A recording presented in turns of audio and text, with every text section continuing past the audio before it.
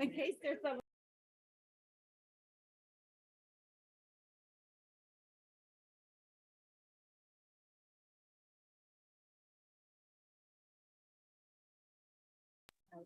Okay, the time is now 5:04 and we will officially call our meeting to order. If you're joining us from home, welcome. If you're joining us here in person, welcome. I do apologize. The papers are not hole punched because it was too late by the time I remembered. So that's the last month. It's February. Does it? That's, Yes. oh, Am I the lucky one? maybe you're a winner and I did. Emily's. Oh, Yes. I've seen her. So, yes. That I thought was last month. And so, no, I just punched it for you. There, so somebody got a whole bunch one. So, but Miss Morosky's not able to be here with us tonight, so Miss Green's taking minutes for us. She got voluntold that she gets to be here for that. So Know where I wanted to be, but here. so we'll go through, if everybody wants to take a second to review the agenda. I did add a last minute item today that wasn't on the draft, and that's the ESS proposal. It's at the very bottom. We'll kind of review that. If possible, we'd like to take action on that tonight. If not, we can table it next month for that. So we want to take a second to review, and we'll take a motion and a second when we are ready. Motion to approve. A motion by Ms. Hill, second by Ms. Hobbs. Any discussion? All in favor of approving our agenda for tonight, please say aye. Any opposed? Motion carries. Moving on to our next item, which is the approval of the minutes of the previous meeting. You have the minutes from January 17th in your packet. If you want to take a second to review.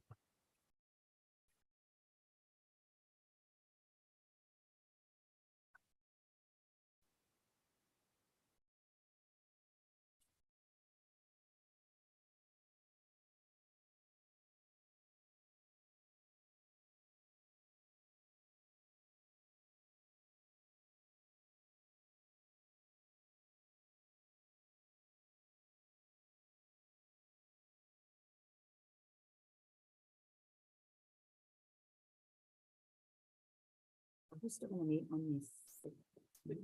Yes, Earlier? we can talk about, I've got that down at the very end where we can talk about adjusting and, yes, maybe. So when we're comfortable, we'll take a motion and a second. A motion to approve. Motion by Ms. Bowers, a second by Ms. A. Any discussion? Okay, all in favor of approving our minutes from the January 17th meeting, please say aye. Any opposed? Motion carries. The next item on our agenda is the good news report. So we've got lots of great things that have happened since we last met. We had a team of 6 people go to the Ron Clark Academy for the House Media Conference, and it was absolutely amazing. I want to move there and live there. And I had to keep reminding myself the whole time we were there that they have a $7 million budget compared to our $60,000 budget. So it was like they have giant projectors that are the size bigger than this room that light up the whole entire ceiling. It's just amazing. We had the Girls Who Game celebration. We had a band, orchestra, and chorus concert. We had the 100th day of virtual school on that wonderful snow day with no snow. It was like, Then we had our Black History Month celebrations this month. We've got 2 teams going through writing conferences right now, so really working to build our knowledge. We celebrated National School Counseling Week. We had pizza and puzzle night. We did have a new set of winners this year. So it was not the same family that's won previously. So we had a new set. It was intense. It was a lot more intense than I thought it was going to be, but it was a lot of fun, and we had a really good time. We did buddy classrooms. We had our FRC Appreciation Week. And then we were able to celebrate several students that won the PTA Reflections Contest and also won the Landscape Lexington Contest, which are just incredible things that we're getting recognized throughout the city. So, landscaping contest. yeah, Landscape Lexington. Did you mention guidance? Yes, National School Counseling Week. Yep. Didn't want to leave any. Yep. Any additional items to celebrate? Okay, awesome. So we will move on down. CSIP, you still have access to the School Improvement Planning Report. Today, I'm going to share with you the next steps in guided reading data, which is also referred to as NSGR data. So the NSGR is a one-on-one assessment that we give with all the students face-to-face with the teacher, where we try to find a student's independent reading level and look at how they're doing compared to their peers and kind of some standard areas. So if you look on your paper, it's kind of hard to see if it's the medium grayish color, that's green. That's the good color. If it's the lightish gray color, that is on. And if it's red, that means it's below. So what you can see here, and I will make this as big as I can for you. So you can see here for kindergarten, our benchmark for the winter, we hope that all of our students are scoring at a level A text at this point in the year. And so you can see everywhere in kindergarten, we are all on average achieving at that level A. Now our Hispanics are on that level. All of our other populations are above that level. And I don't know what's going on with these letters. So there. Yeah, my computer did that. Okay, there it goes. So you can see kind of where everybody's at. Our white students are performing at a higher rate, African-American. And so really the thing that when I kind of skim this and look at is I look at where are we not meeting that expectation. And so those are the red areas. So overall in 4th grade, we are currently not meeting the expectation on this one assessment. And that's our males are underperforming. When we look at our African-American students, they are performing below at multiple grade levels, 2nd, 3rd, and 4th. Our Hispanics are below the grade level expectation 2nd through 5th. And same with our special ed and our EL students.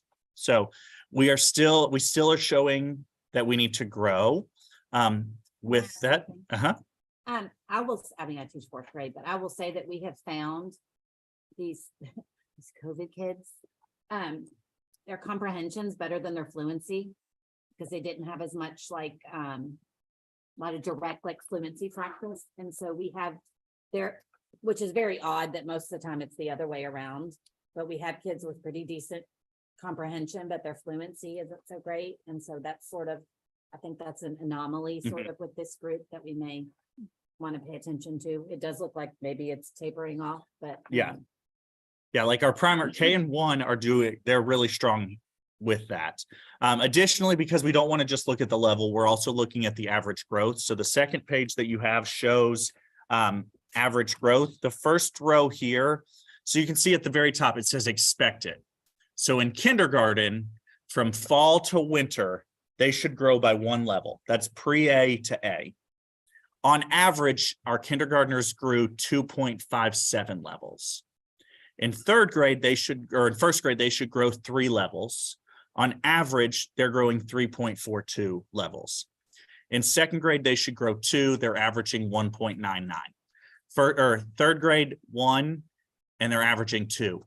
4th grade, 1, they're averaging 1.4. 5th grade, the goal is 1, and they're averaging 2.5.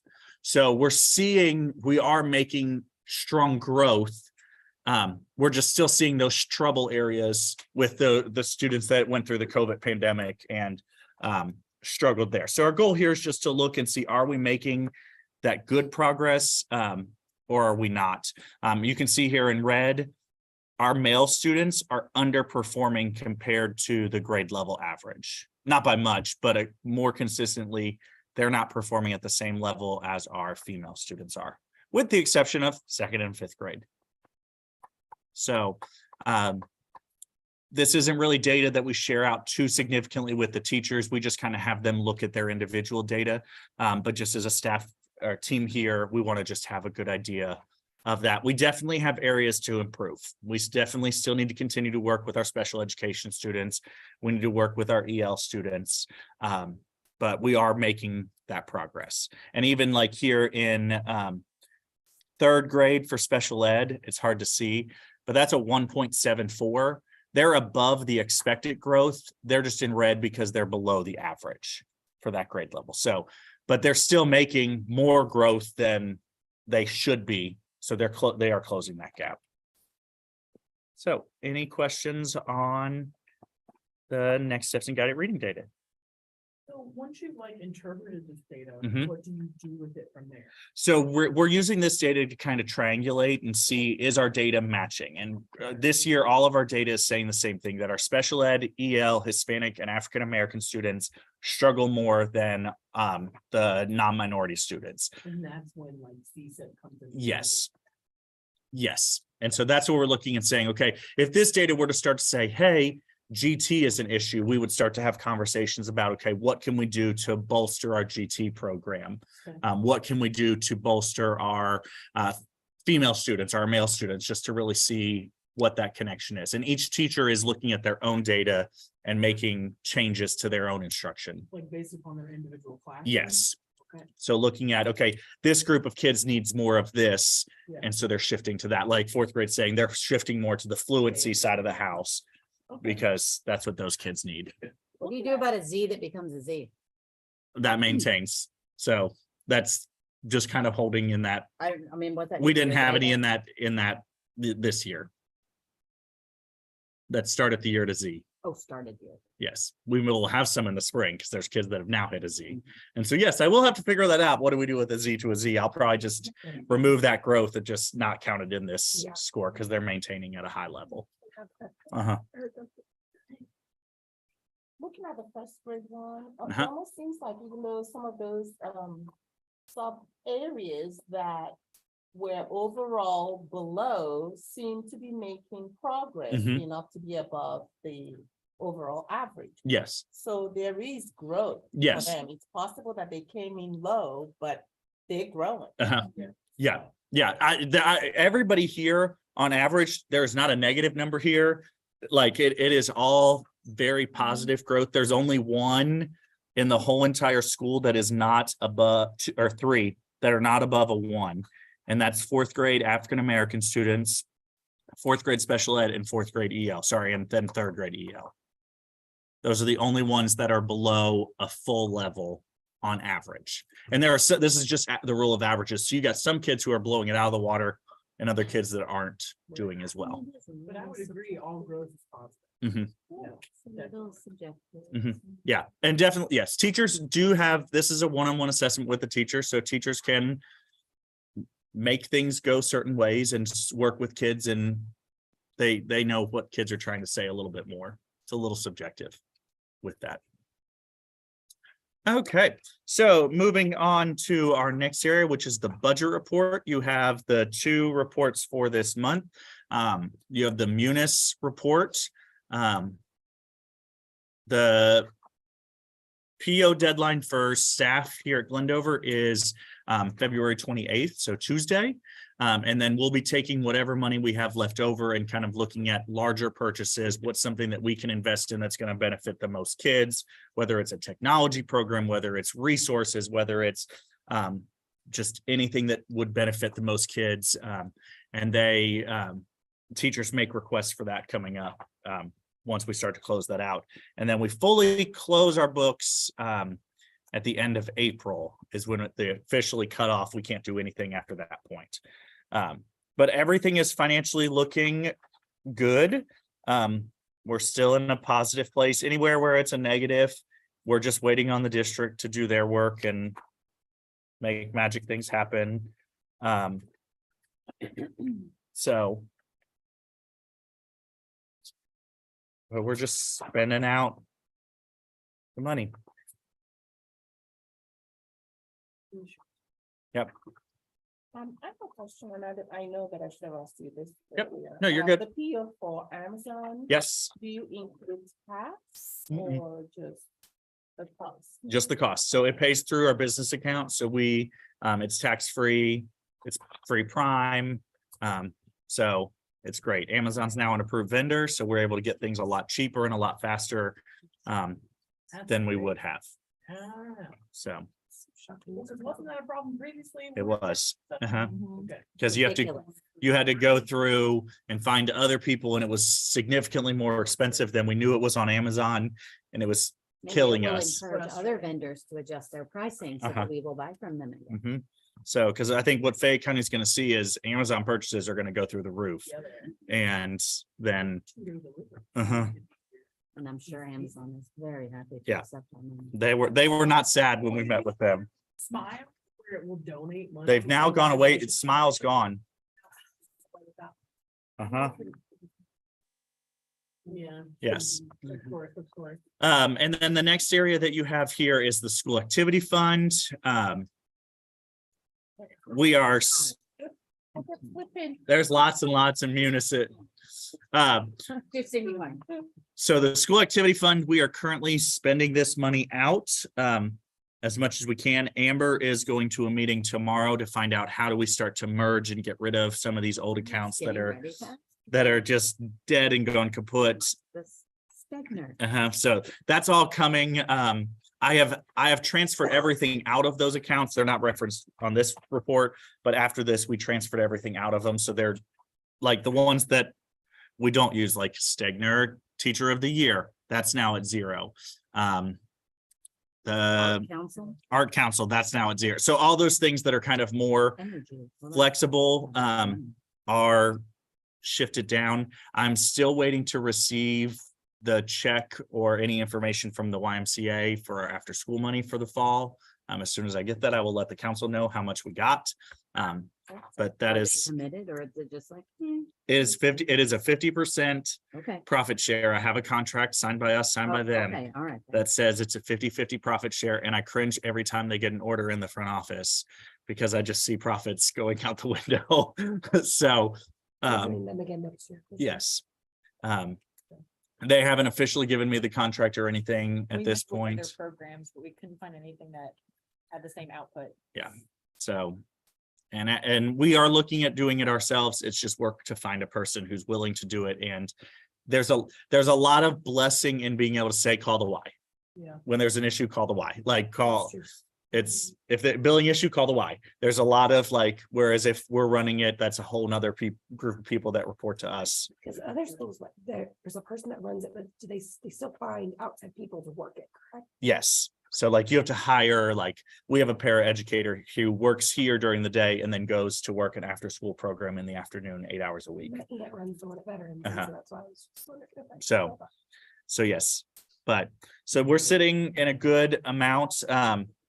I will say that for this year, field trips, we spent that money like it was gone, That makes like sense. it gone. Like we had to move money into that account to pay for some field trips. But so that should be getting some fee waiver. we do get right? fee waiver back. It's just still not enough. So Amber and I are kind of doing a analysis to see, are we collecting enough money based on field trips? Or are there some kids and families that aren't paying, that aren't fee waiver, that we're just kind of missing, and just looking at, okay, are we having to supplement some of these things? So that's kind of the work that we are doing right now. I think it's hard, because we're not supposed to know, but then we're supposed to know. Right. You know what I mean? Yes, Like if that would help. Yes. In that. yes. And I will give our PTA credit. They pay for almost every single bus for field trips that our kids go on. So they pay roughly, I think, $400 or $500 per field, like per grade level. It's something that they pay for the buses, which is a huge help to all of our kids. So.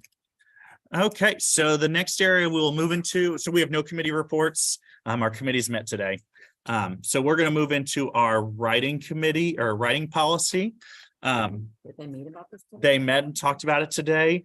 All of their recommendation was for the most part to keep what we have. Because they felt that this policy still reflected enough of general information.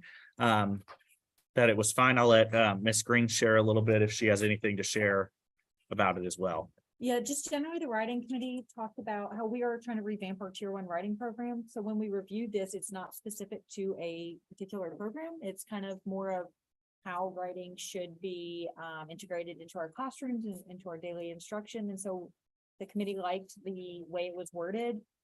Some suggestions are in the document for adjusting what the examples may be for each type of writing. As well as going away from Common Core back, because it does state Common Core, so going into state standards, but examples of writing. And that those examples have come from the trainings that our staff is currently going through. So they're going through Writing Revolution and Smeckens training as we build our Glendiver writing program. So these were things that were taken out of the trainings that the staff has been a part of. So they were comfortable with these current practices. That reflects what they felt was happening. So we changed anywhere where it says Common Core, just change it to state standards for writing so that it's just, and that's across any policy that we see. I'm trying to adjust it so it's not by name. It's just, it's whatever our state standards are, we're going to follow them. Because it's the law. So any other comments, feedback? This is just going to be a first read tonight. We'll bring this back next month for a formal vote. They want to leave think marks. That's a pretty specific person's. I'm okay with deleting that. It if says we, examples of, so it wasn't specific, but yeah, I mean, think marks belongs to yeah.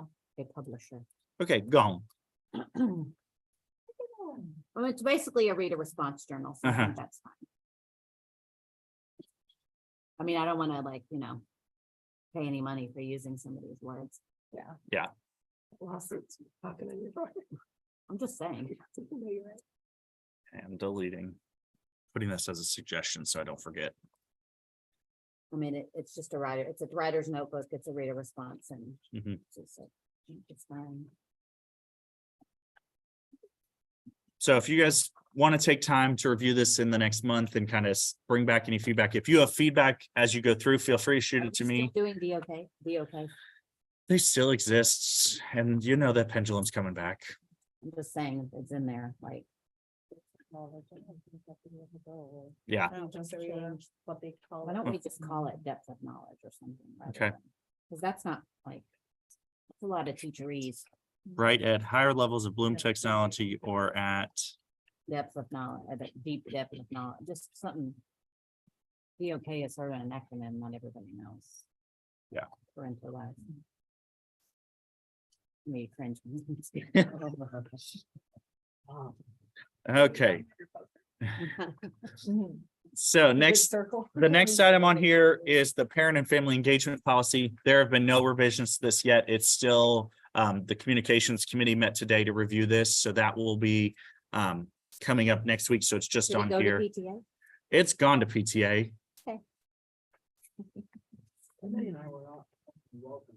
It went to PTA. That's what I'll say. So, so the next one that we'll talk about tonight is the dress code policy. So we can either choose to keep this here with the council. We can send it to a committee if we want a committee to review it.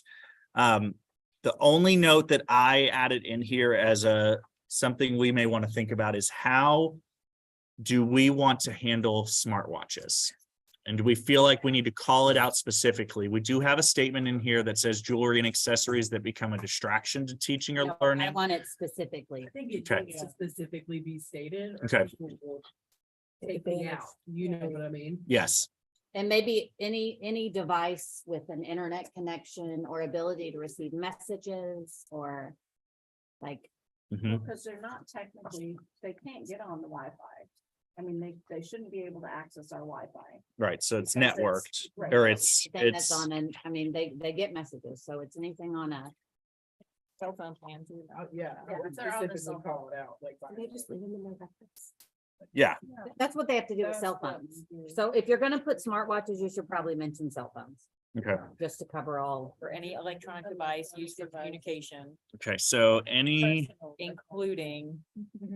personal electronic Because any message that your parent needs to send you, you'll get it at the end of the day. device used for Stand it. Oh, look, communication I'm like, I saw you doing this one day. I'm like, what are you doing? used for communication, I don't expect her to, she always says, I'm not.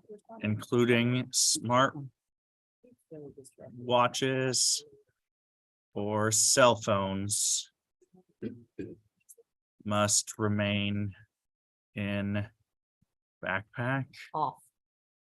remain in backpack and turned off during the school day. And I'm gonna make this as just another, like, not even a don't, just that it's a, Oh, I mean, my kids don't have smartwatches, but I think a lot of parents Oh, are gonna parents are be gonna be upset. I do too. No, they really don't. Like, don't have them, but I'm just like, We don't either, but Hagen went to a birthday party and it was like in kindergarten and the kid got a smartwatch. oh, yeah. I mean. get my Oh, first you're one. gonna get some backlash, but I think that it's necessary, And I'm A super person. okay, like, I mean, I know there's kids who wear, like a Fitbit. like a or little Fitbit thing. or step, whatever.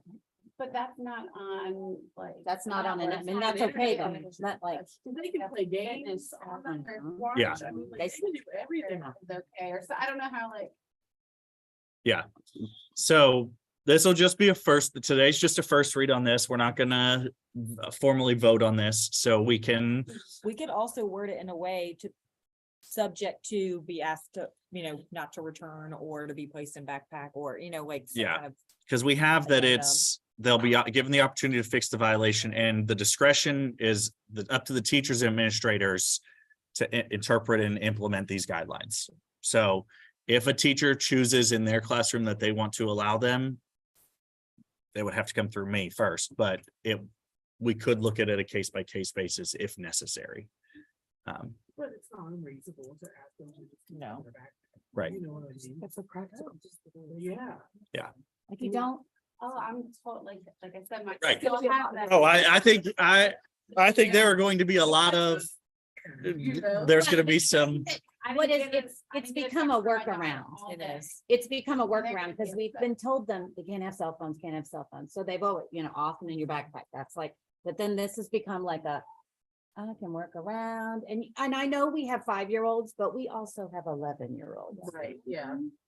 And so some of them, you know what I mean? Like it's just it's a can of worms, like I Yeah. think, and it becomes a messaging thing and we have a wide gamut of electronic use, I will say, in this building. So Right. we have to kind of think about, You have to think about the big picture. Yep. yes. So, So- and, if you're worried that they're not here, I promise they're here, and yeah, and that'll be my argument to anybody, is you have the ability to reach your child at any point through the Yes, front Yeah, office. And I think like that. Dojo, like however it's this changes, instantaneous. That might be in like a newsletter. Yes, it'll The go, whole page, it's fine. yes, no, then this would be going out as its own email, Yeah. totally The different. day before spring break. The day before spring break. And it's crept Yeah. up little by little. like, Yes. Little by little by little, and you're like, what are you doing? It's like, if it's in your backpack, you're a walker and you want to make sure your kid gets something, great, it's in their backpack, and then when school's over, they can put it on and say, I'm walking home now, and then they're home, and then that's it, like, it shouldn't be an issue. Yeah. Yeah. But yeah, so I'm fully prepared to defend this, and I know that there's gonna be some phone calls and some I emails, just feel but like it's become a cell phone workaround. yes. And Yes, For little kids, it's a work. different issue than for the bigger kids, but for the bigger kids, it's becoming. Last year during orientation, even though it wasn't specifically mentioned, like we discussed it with anyone who was new to the school, and I will say I was surprised there was no like backlash on it. Like, cause it was Well, part of it is there wasn't specifically written mentioned like down. smartwatches are a distraction that will It be wasn't in asked there. to. It does say jewelry and accessories that become a distraction, but I think we need to be a little more explicit. And I think when we wrote that, because that was a new piece last year that we added in, we wrote that knowing that smartwatches and things like that were starting to come. And then I think it became even more of a bigger than, we can't just say accessories, like we need to call it out. So, okay, so that'll come back. The next item here The other for, thing is, it becomes a, look what I have and look what you don't. yes, I think it becomes a, So is that gonna be voted on next month? yes. Okay. yes. That's So- what I was trying to say. Maybe that's what's moving. It's gonna be fun. So the next policy is the emergency plan policy. As I reviewed this, I did not see anything that needed to be revised. This, You know, we have an emergency. it's a required legal policy that says we have a policy, emergency plan that's required by law. Yes. Right, and we But had nobody plans knows for it, that. and, yeah, Like, sorry, you can't see it. you but can't, Right. yes, we have one. It just can't be publicly. So this just says, this is what's the public facing part of our plan is it, Okay. our plan addresses these components. And this is how we get them. So. Any edits with that one?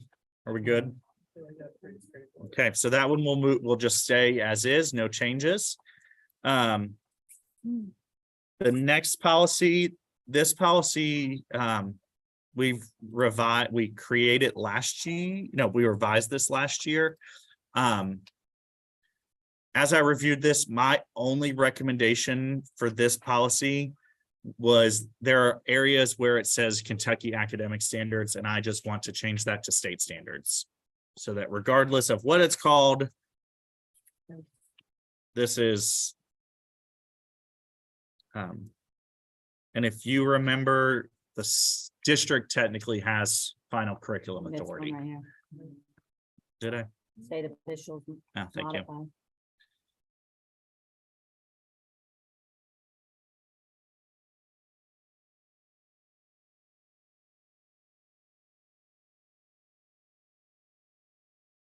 And I'll go back through and reread and double check because I see another one now. Oh, So, there, that bullet at the top. Moreover, and Art says the principal will. yeah, so what I'm gonna do, I am going to review and I will do a control F for Kentucky academic standards and find anywhere that it says the Kentucky, and just, it will just get replaced. So this one will come back next month for a second read and a vote. Any other questions on our bylaws or policies? As soon as if we get these 5 done, that is all for the year. There are no more after these 5. So we just need to get these 5 done. And then if you get elected to the council next year, we get to do it all over again. So the next item, there's no old business. We'll move into new business.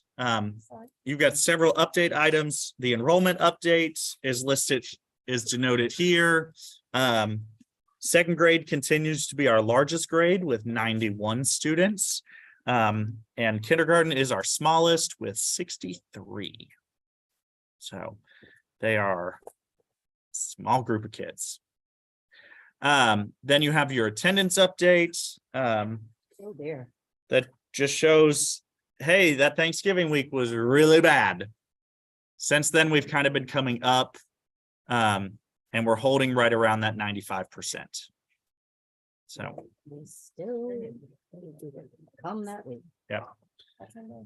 okay, so here is going to be the bulk of our discussion tonight is going into the staffing update. I did send the council a video just kind of detailing almost everything that was in this discussion tonight. So not much should be new for the council tonight. But I just want to, this is our public hearing to let the public know and our families know exactly what is going on with it. So we got this allocation on February 1st. We are being projected at 439 students for next year. 77 kindergartners, 63 first graders, 78 second graders, 90 third graders, 65 fourth graders, and 65 fifth graders. So what they do is they roll forward the K through 4 to the next grade up, and then project a number at that mark. I will say kindergarten registration is open, and we already have, I think, 30 kids registered, like for school next year already. Paperwork turned in. Things are coming. We have our enrollment nights Thursday to try and promote even more. Compared to registration last year at this time. We're a lot further ahead. So we are a lot further ahead. This time last year, I think we had 15. So it was very slow last year. So when we look at class sizes, in order to be below cap, the SBDM Council does have the authority to elect to go above cap for a grade level if we so chose. That is not going to ever be my recommendation. I will always bring a staffing recommendation that will keep us below these cap sizes. At kindergarten through third grade, cap is at 24. Fourth grade cap is at 28, and fifth grade cap is at 29. So you can see at first, fourth, and fifth grade, those 3 grade levels can stay below cap with 3 teachers. All grade levels can stay below cap with 4 teachers at a grade level. So we'll look at that. Okay, so now we're going to look at the enrollment and our projection of what they actually gave us. This slide gets very scary because we lose a lot, but we gain it back when we talk about the next set of positions. So with primary teachers, this is kindergarten through third grade. Currently, we have 16 of them. The district is projecting us to receive 12.5. After the 10th day of school, they will rerun our enrollment and determine if we get additional staff or lose additional staff. If our numbers hold, we would gain half of a teacher on day 10. Now, the difference, if you've been here previously, it used to be day 4. It's now day 10. So we won't find out about this until the end of September. So we're talking about getting more staff End of September. middle to end of September by the time we hire and get them up and running.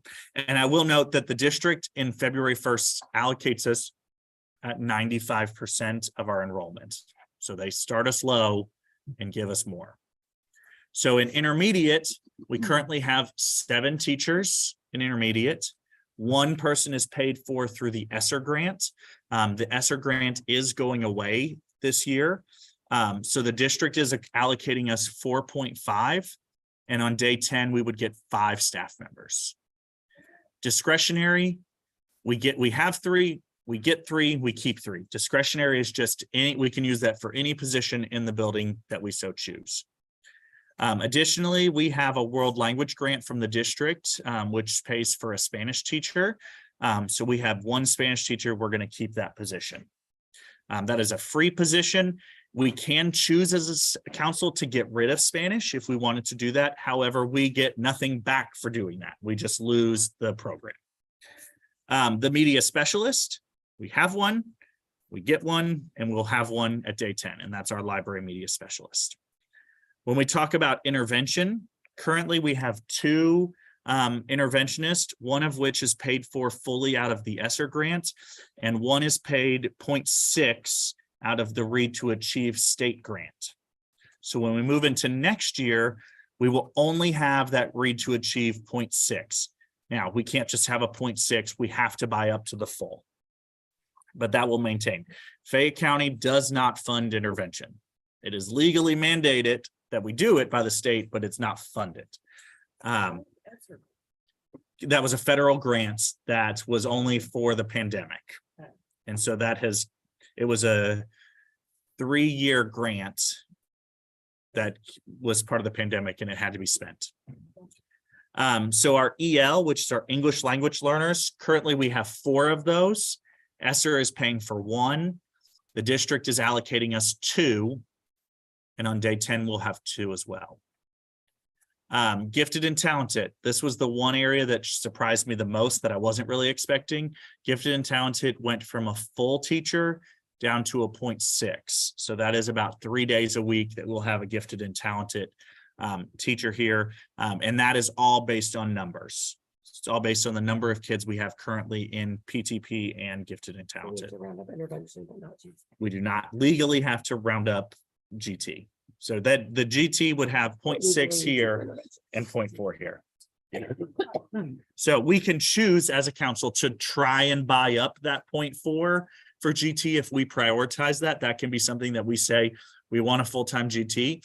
Now, I'm not sure, because those are district positions, they're sometimes a little weird about letting us buy up those positions.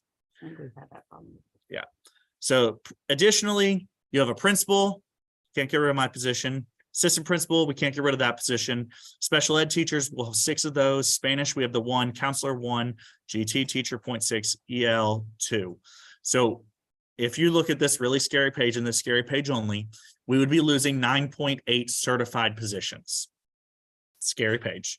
Okay, let's go to the page that makes it a little bit better. So this is our classified staff. So in clerical, this is our office staff. We currently have 2, we'll get 2, we'll keep 2.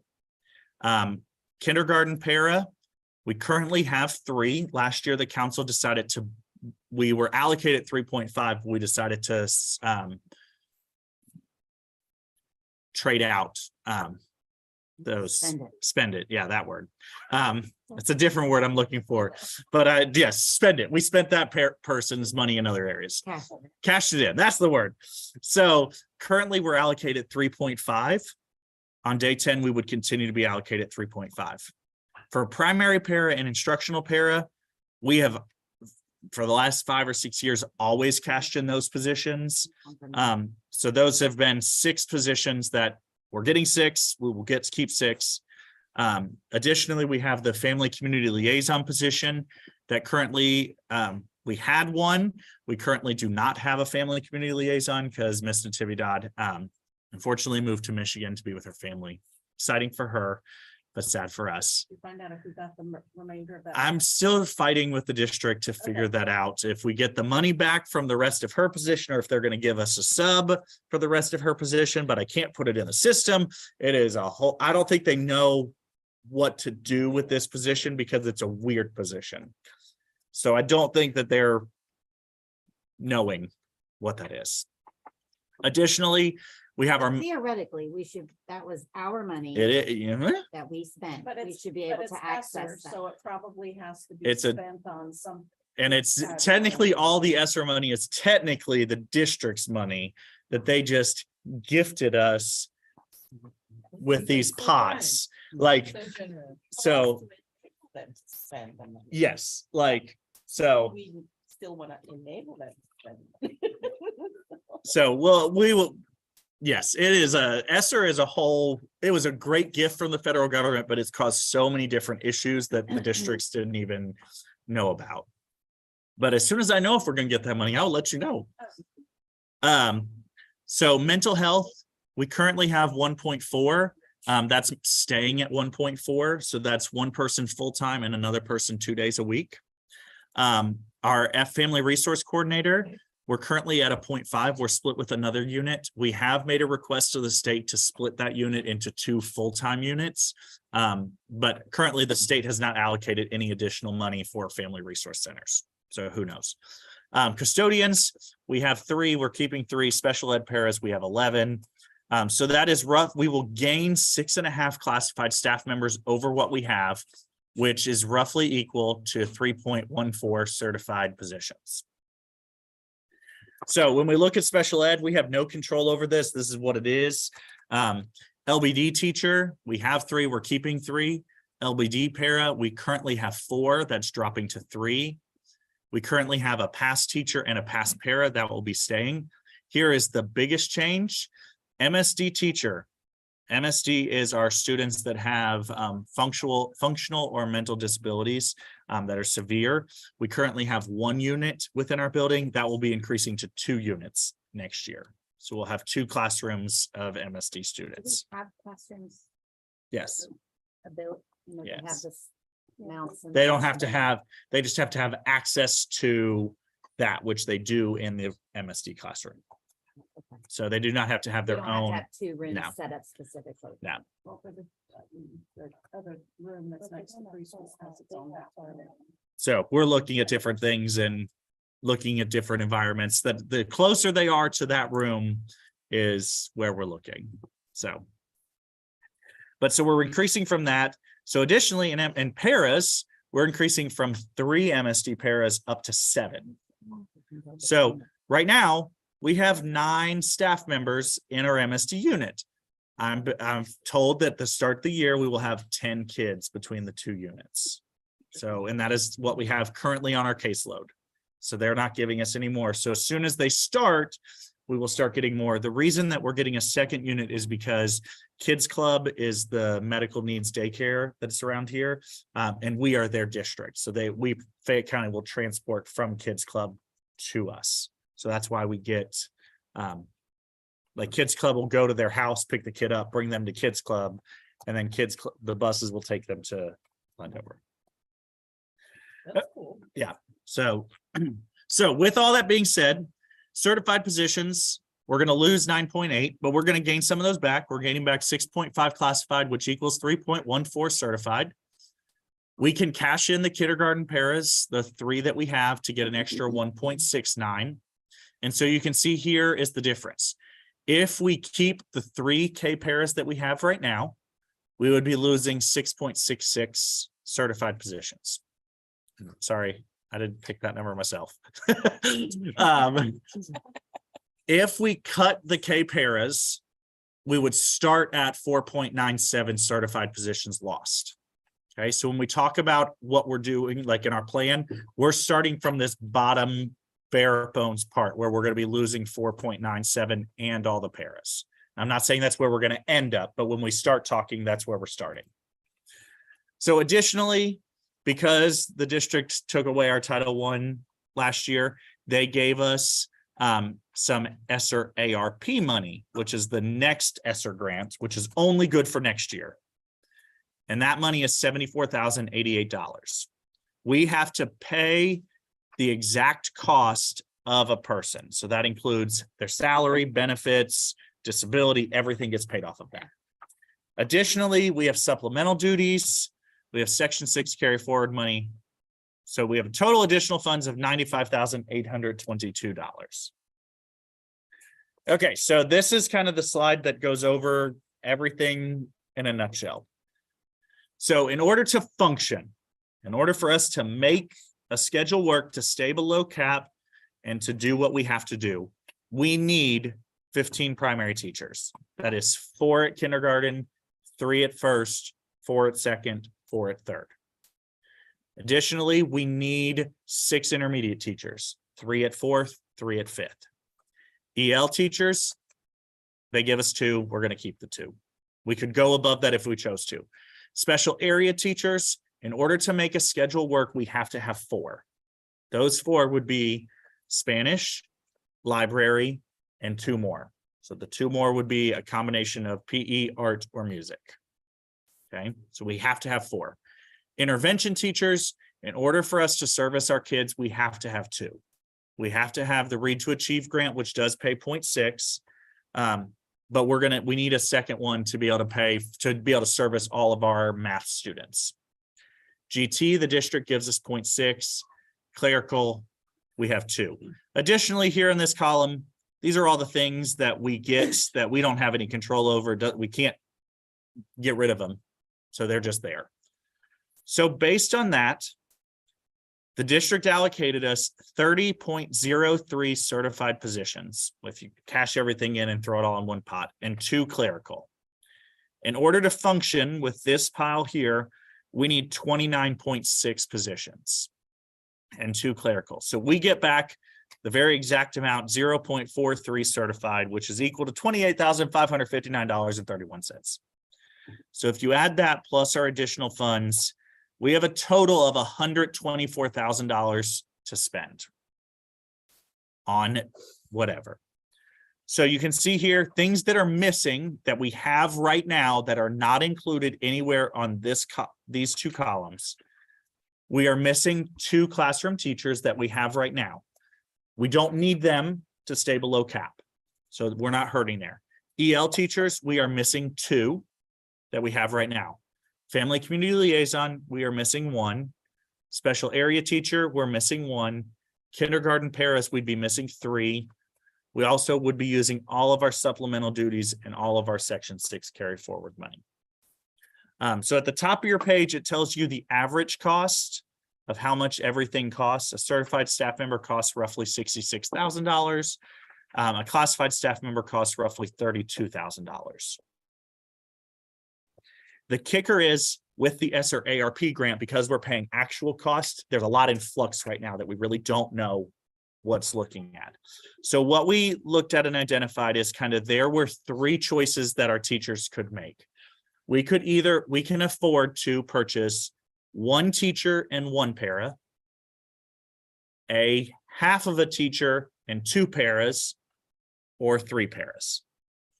Those are kind of and that all of that equals that roughly 125 when we take into account everything else.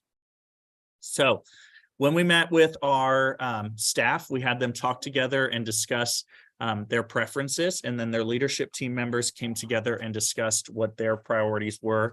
And we came to a consensus that no one was happy about, but we felt it was the best decision for right now. We will come back and rediscuss this again before our next meeting where we will officially vote, because we're waiting on some additional information from the district. But the leadership team is currently recommending that we purchase 1 teacher and 1 para now.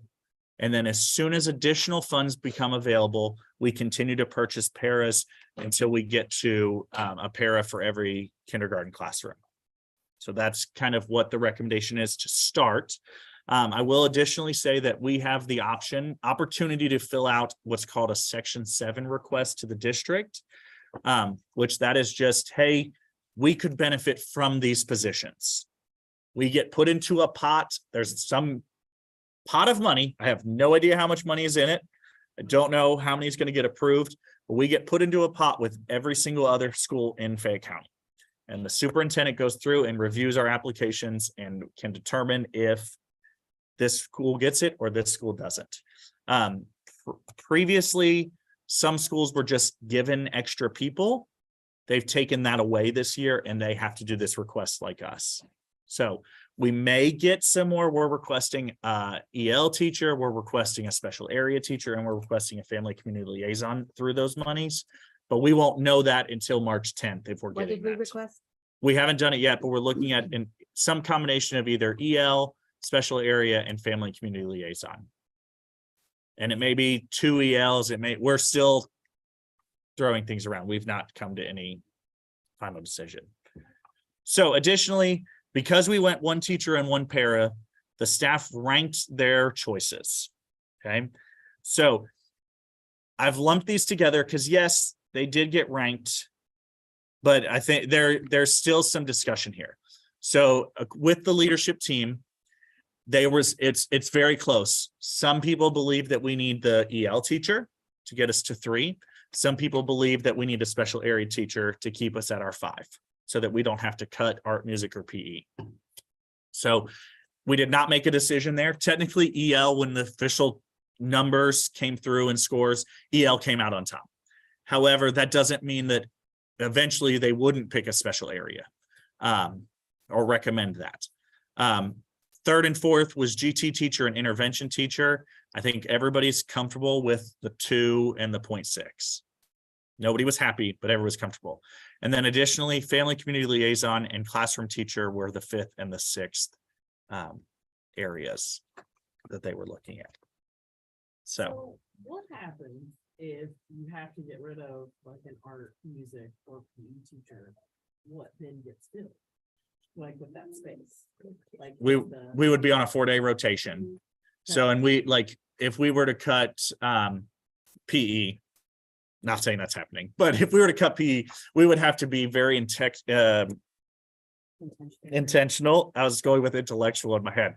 It's intentional in how do we increase physical activity for our students across all settings. If we cut music, how are we going to be intentional in incorporating music instruction into our classrooms, into the other specials? If we cut art, how are we going to do that in general education, in what we're doing, in Spanish, in library, in PE? How do we incorporate those skills, because I don't want to lose any of those programs at all. But if we have to come to that decision, then we will have to talk about how do we incorporate that I can tell into, you, I've taught in a school that didn't have a library or art, and it was less than ideal. However, I can tell you that I, as a teacher, then became responsible for teaching art, and I did it once a week. It was on Fridays. It kind of replaced Fun Friday. There's no replacing the library, Yeah. you can't replace that, Yeah. flat out. so those are some things. Uh-huh. So it says are allocated for Oh. band and orchestra. Yeah. That's like point 1 and point I was 2. just curious, like, Yeah, so what we get is we get orchestra for 2 hours a day for 4th and 5th grade, and band for 1 hour. Okay. So, and it just literally covers those 2 grade Okay, yeah. levels. Yes, we didn't get those till after, but we do have that allocation of point 1, point 2. I do think we need to discuss that with the size of our school and the rotation. There are some time issues. Yes, there are with 5 special areas. If we're looking at that, we're looking at a day and a half of non-instructional time for those individuals. If we go that route, there is some benefit to that because we've used them to help sub this year. So that has been a big help this year. That we They're not, I just think we need to be more creative. We need to be more innovative. We need to think differently. I think about the way we function. Mhm. When there are 3, it's 3 of the grade levels have 3. And if there are a Yes. 5-day rotation, Yes, just mathematically, I'm thinking we need to be more creative or change how we do things, just do it differently here. yes. I know the experience products will be discussion, but I don't know whether that is something everyone is on board with, but. Yeah. Well, it's difficult. It's hard with the rotation. Our rotation, the way it is, if we said you have this on this day, that that way, because it's, like I know. With teachers that I go in and help with immigration, they're like, oh, you're here today, because I haven't seen them in 3 weeks, because I've been doing. All of Other our things. heads is viola. Uh-huh. It switches all the time. Yeah. And I'm like. Yeah. Yeah, so it, Cause like, I don't even know, so like, it's not his fault. right. Like, Yeah, and we may look at maybe shifting our band and orchestra to it. Hey, you're doing it every Monday, and if you miss this special, like, you're just gonna have to be okay with it. We're also looking at scheduling shifts because currently our Spanish and media center split half and half because of the grant requirements. We're looking at possibly pairing Spanish with another special. We're exploring different things, but I do think we do need to be really creative. And like if we have to also think in a year from now, the SR-ARP grant is gone. So that $74,000 is gone. So whatever we pick from this list is not even going to be an option next year after that. So what happens the first month of school if there are no kindergarten paras and there's like a lot of children that haven't been identified? we would be kindergarten pairs. All are the paras and then- And we would be like, if we end up with a bunch and we see things coming and yes. The thought of starting I easier with that. know, and I'm like, is frightening. Oh my It's goodness. terrifying, right? Uh-huh. Yeah. That kids that haven't needs intervention, just a typical child, and that's 5 years old, it's overwhelming. Which is why we need preschool. If Kelly Yes. was here, she would say that. So I just Yes. thought I'd add that. But yes, so if we chose to go that way, like our intervention teachers would probably be spending a pretty significant amount of time in kindergarten the first 2 Okay. weeks. Fine. Yes, like we try to have them start as quick as we can, but if we see the need in kindergarten, then Well, we're gonna move also- EL, intervention, us. Also with getting those things started up and running, the first few weeks are so much of routine and practice before you can even begin a true intervention and have it be successful. So you don't want to pull kids before they have learned the Yeah. routines of their grade level. But yes, that is So- a very big concern, and just thinking through, and I don't like the idea. I mean, as I said, my daughter's coming here next year, and I mean, she's something. She gonna need somebody to sit on her. So so Bring her to me, she'll be just fine.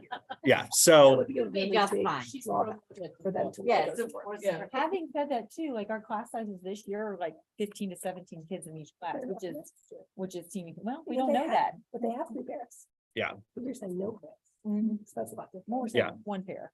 For four prep classes, that's a lot different than three. Mhm. I don't know. I think that would be a really big turnoff for parents. Yeah. I would personally not be okay with it. So it's not an ideal thing, no matter what we do. So those will be kind of the discussions, and it will come to, we'll bring a recommendation at the special called meeting, kind of what the staff is recommending. So here's my question. Are we making like a plan A and a plan B? Because when is the district gonna decide if they give us anything? I will know by March 10th. So Oh, before okay. that, So before our before. next meeting, we will Because that's know. when we make a decision. Uh-huh. I mean, here's what's gonna happen. I can tell you, we're gonna sit here and hash this out. It's gonna be total crap. And then it's completely change in 2 months. And then we'll all be upset, and then things just change. They It's do. very They do. difficult. And then they bumped it a whole month earlier to bring in the drama a little more. Like, I don't. Yeah. I do think UK is bringing more families in. Like, I do Mhm. think they're accepting more graduate students. I do think we're getting, so I do think on the day 10 may help us a little, Mhm. because UK doesn't always starts after we start, and, And we're starting later next year. so.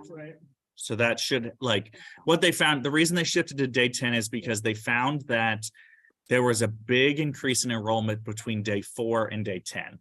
That a lot of schools were getting hurt because after the 4th, they still saw massive increases, and it kind of levels at day 10 is where that, and all the research year over year, by day 10, everything has pretty much settled. You may see a kid here, there. Does that take you to Labor Day? Like, where the. I mean, rest of the- Day 10 is half of our- August 31st, like August 30th is the 10th day of school. And then we won't get those numbers until the middle of September. We have to wait 15 days. So we're talking end of September before we can bring somebody on. As we look through it. But if So, we cash it, we can have the cash immediately. What? If we cash what they give us on day 10, we can have the cash immediately. kind of. It's weird. Cash, it would just go into our section 6. You know what I mean? Like. Uh-huh. But say that, Peter, even the that Wake would Farm, be. You know, like, we use this money, but we're gonna put this money back. Yeah. That's what I meant. Yes, yeah, like we can use more of our section 6 money. But every penny that we pull out of that, because like this year, if we would have spent our section 6 money for next year, we would have had no money this year because we ended up not where we thought we were going to be. So it's a gamble. I also think hiring it is harder to find certified staff. than it Yes. is classified staff. And I will say, we do have the kind of nest egg of the after school money. My fear with us touching that and kind of dipping into that year over year is we're going to burn through it really quick and it doesn't replenish. And it's real money, not like And that's- average money. Yes. right? Yeah. You know what I mean? So that's just a little more Like, what is that number? Or is it just person by person? the total. The real, like, I know that 66,000 is the average, but like, what is you just do it by person? It's whatever they it is. literally run the person and it literally depends on So what is the benefits they cheapest select. person in this? And that's what I do and I look at who I've gone through I've got a list of 6 people. You are the cheapest. And I've gone with the person that I'm recommending for that role does not have a family. So they're not on a family plan for benefits. They're not on, like, you have to think about all those things that go into everything. So Masters and, I mean, how many degrees you have and how many years, and what's the difference between certified and class? certified as a classroom teacher or a special area teacher that has the degree and the certification. Classified staff member is a paraeducator. They might Mhm. have it I free. was gonna say. Yeah. Yeah, a lot of them, most of ours have college But degrees Yes. still, it's not a requirement. Yes. So they have to have a high school diploma. Okay. and pass a, Well, And only the in Title test. I schools, I think you have to pass the test, so, Oh, really? or at least in Boone County, I mean, It Fayette County, depends. I think it's. only It depends. It depends on what you have, how many years of experience and how many degrees. And if you take the para test. And if they do something, aren't they thinking about passing a law? I was just reading about if they have a shortage of paras, then they can potentially look at people that don't have high school diplomas. Mhm. Isn't that? You It's- get it's- emergency Yeah, it's requests, up in, yeah. it's up Yeah. in the law, like it's within the last few Yeah. days. They're revising a lot of things and really trying, they're at least hearing, I don't know that things will pass, but they're at least hearing, hey, there are shortages. We have to do things to make it more accessible to get people into the career and to want to be here. 1,000 choices other than pay us more money. Yes. Yeah. So, and I will say, both of these, the average costs on there are up about $3,000 from last year. Because they did do pay increases for both areas. And so those numbers, and those have been holding steady for a long time. But the pay increases, like, they've ticked it up. So what'll happen from here? We'll do our section 7 request. We'll know that by March 10th. Our leadership team will be meeting after that to discuss and make a final kind of, this is what we recommend. The final decision lies with the council. So what we decide here as a team, we do have to come to consensus around it, and it will have to be on that night that we set, whatever time we set it for, but we just have to come to that. Okay, so the next thing, yeah, field trips. There's a couple on here. The first one doesn't require any action. It's just more for your notification. First grade will be taking a field trip to the Kentucky Horse Park. It will cost $4 per student. And that is just to pay for the bus. Because I think they've used their PTA money for the bus already. So, but the actual trip is free at the horse park. So there's that one. I'm going to skip the 4th grade run and go to 5th grade. 5th grade will be going to Keeneland for a totally free field trip. Keeneland pays for the buses. They pay for all the tickets. They pay for everything. It's meant to just promote the industry in Kentucky for horses. So they will be going to that on March 8th. Initially, they planned it and they had to reschedule because there were no buses available when they wanted to do it. So, and then this last one on here before I go back to 4th grade is kindergarten. Kindergarten will also be going to the horse park for the same event.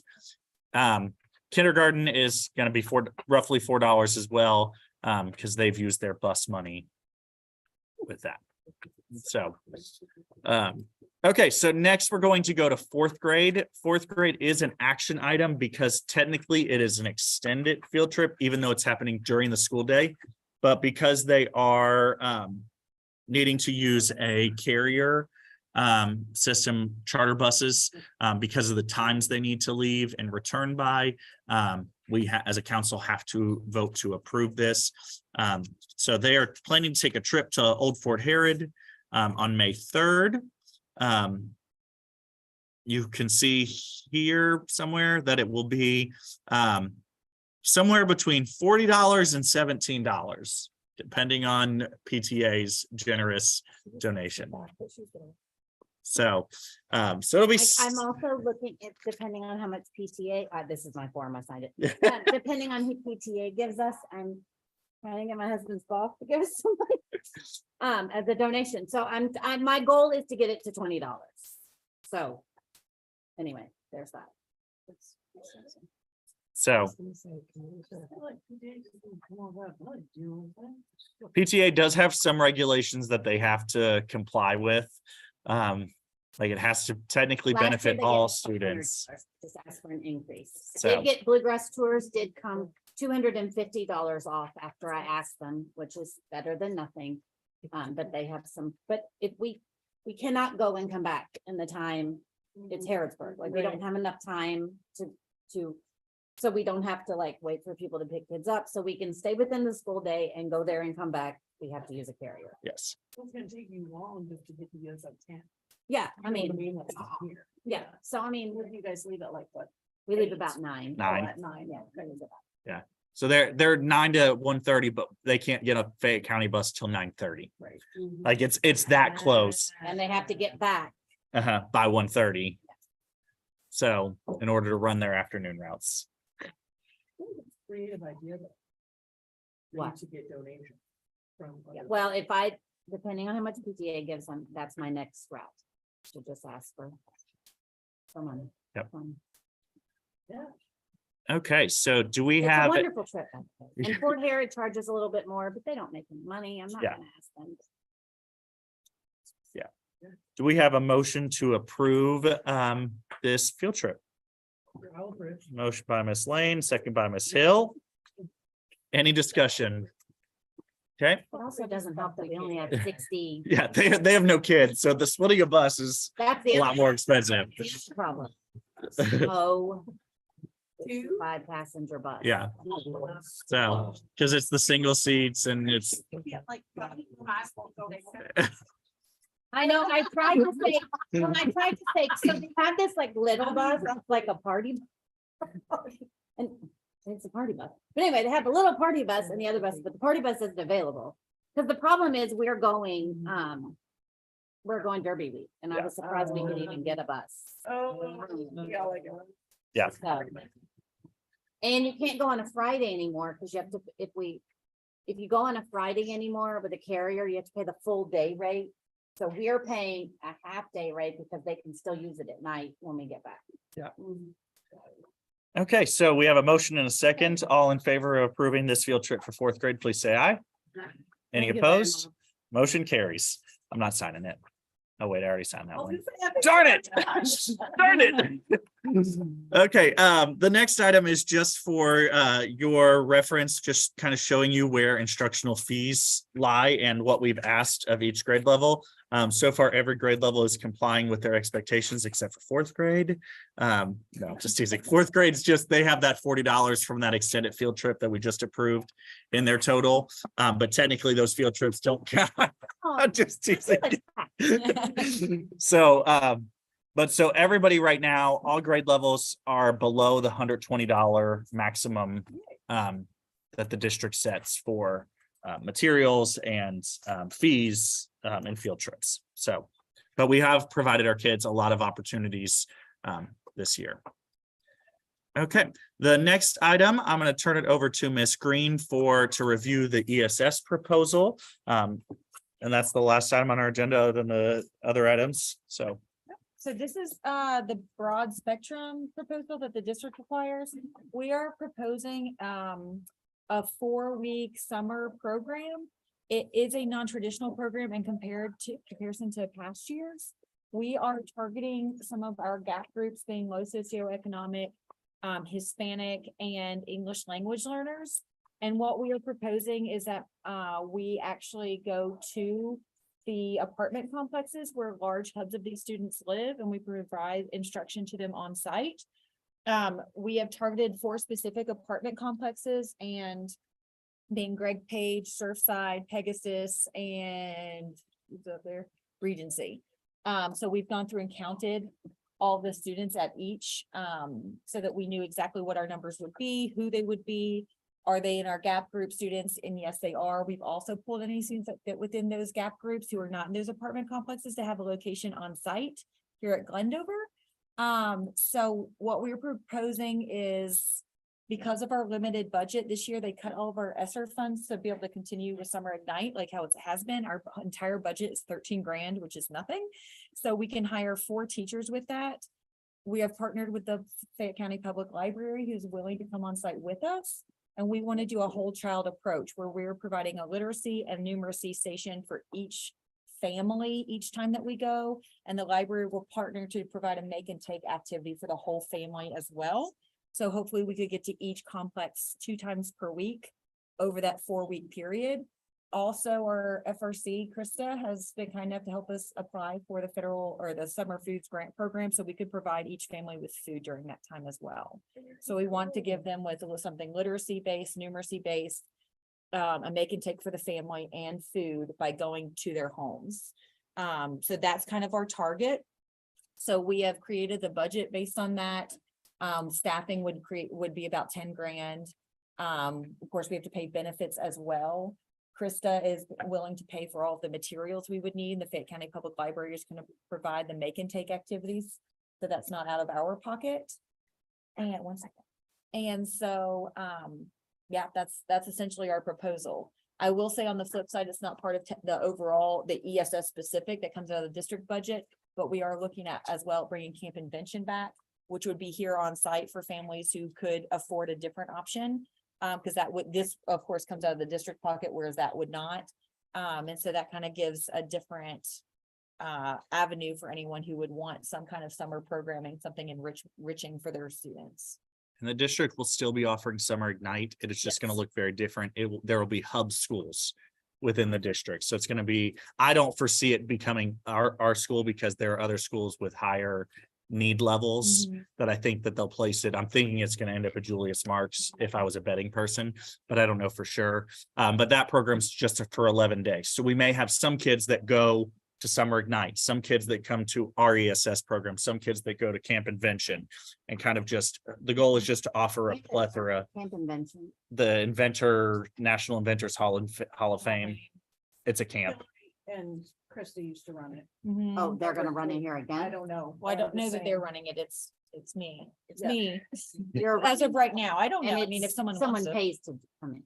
Yes. Students would have to pay. Students. Yeah, Okay, families I would see. pay for their I'm child on to it now. come. I'm on it. It's, I used to run it for for Boone County schools, and it is, I mean, it's a really fun, exciting program, but it's costly. I'm sorry, we do not make, it's teachers, our teachers or whoever would want to apply could work it and get paid But we don't. a stipend, but no, the school does not retain any profit. But we get some free kids, But like they we would provide get us to every say, material, you anything get to from go for like free. scissors to whatever, they provide every single material, so we would get to keep some of that for classrooms as well. A lot of it's non-tangible, but and then also But it's something to offer our families. they Yes. give us some, like, per adult that works it, we get a couple free passes for kids as well. So, Okay. and there's a scholarship program that we could look into as well. And we're working with the public library to bring they bring in Summer shows and performers. performances all summer. So we're working with them to see if they will host one of them here. So that we can have it in the gym, like they're bringing aquarium is bringing a crocodile this Mhm. summer. Can't remember what else they said. They had all kinds, they were trying to see if they could, if they had any of the capacity to bring something to Glendover. So the public library is really willing to invest their money in supporting our program. So, They're trying to think outside the box a little bit this year. and if it's a total flop, then we'll go back Then to, you can we'll go back to something different. We just have never tried this and, So are you taking a bus to the apartment? No, Or so Driving yourself? we're just gonna drive on over and we'll do 2 apartments per day. So it's not like you're going, boom, boom, boom, boom, boom, boom, boom. It's gonna be, okay, we're gonna spend some quality time here. We're gonna transition and go here. We'll pay you to, move from one place to the next. And I'll have hopefully all lessons, materials, everything orchestrated. We'll set up tents outside and tents and tables and Sounds good. so we're trying to get food trucks to come out too, but we'll be able to have food bags for the families. But just doing Mr. Softy. Chris is doing Mr. Selfie. So, okay. Do we have any questions or do we have a motion to approve our ESS plan? A motion by Ms. Russell. Is there a second? I'll second. Second by Ms. Bowers. Any discussion? Okay, all in favor of approving our ESS plan, please say aye. Any opposed? Motion carries. Okay, the last item on our agenda is so unfortunately, we do have to have a special called meeting. The only item on that agenda will be staffing. And the reason for that special called meeting is because my exit meeting with the district is the day before our SBDM, our regular meeting. So we do have to have a special meeting. Tentatively, I have it set for March 16th. The leadership team is meeting the Monday, I Yep. think. So the 13th. So it just has to be after the 13th. So if there is a day or a time that works better for you guys, I am totally okay with doing that. We do have a second grade performance on Thursday, the 16th at 6 o'clock. So we can move up SBDM We just do the 14th, we keep it on Tuesday. if that, I can't, okay. I can move it earlier, like at 3 PM on Thursday. Oh my God, I was on the wrong. fucking month. Like early on Thursday. If it's not like at 5. With earlier. Any, like, I can do, my first appointment that day is at noon. So it'd have to be like 9 AM. Yeah, we have to be after school Yeah. legally, unfortunately. Yeah, What's the early, so you can't make 5 o'clock? I can make 5 on that Thursday, But we're not but gonna I be done in an hour. can't do like 3. No, we're not gonna be. done. There's no way we're done in an hour if there's a performance at 6, that's gonna work. The performance was scheduled after this tentative date, so I mean, just, that doesn't. That won't work. Yeah. Wednesday. I'm fine on So the Wednesday. dentist at 3 and I've rescheduled this appointment 6 times. I think they're going So to accept me as a patient soon. I would So just can need you to be please 4 get that o'clock on corrected? Wednesday. So, because I have a meeting downtown. So What? So you wanna go get your teeth cleaned and then. I can do it 4 or after. Yeah. I can be here by 4. I just cannot So- reschedule this. appointment. Wednesday, the 15th. If it's the 15th, then I move my conferences. I haven't told the parents, but if I move it and tell them, then I can. Okay, so is it the 15th? Wednesday, the 15th at 4 o'clock. I can do Wednesday, the 15th at 4. I may be late. Okay. But like, I'll be here. Okay, so we'll plan on Wednesday, the 15th at 4. And you still have the SBDM meeting on the 20th. We still, that'll be our normal meeting. That won't be staffing. So the only thing that's gonna be on this agenda is staffing. Related to My making calendar's like, you overlapped in me. a final decision. From that. So we're still meeting on the 21st. So meeting the 21st, that'll be the normal meeting, but now that meeting's gonna go a lot faster because. We won't have staffing. So the 21st will be a normal standard meeting. For that. Okay, so at this time, we are at item number 10, which is adjournment. Do we have a motion to adjourn? Ms. Lane, second by Ms. Hill. All in favor of adjourning our meeting at 6:24, please say aye. Any opposed? Doesn't matter if you do. Motion carries 6:24. We are adjourned. We hope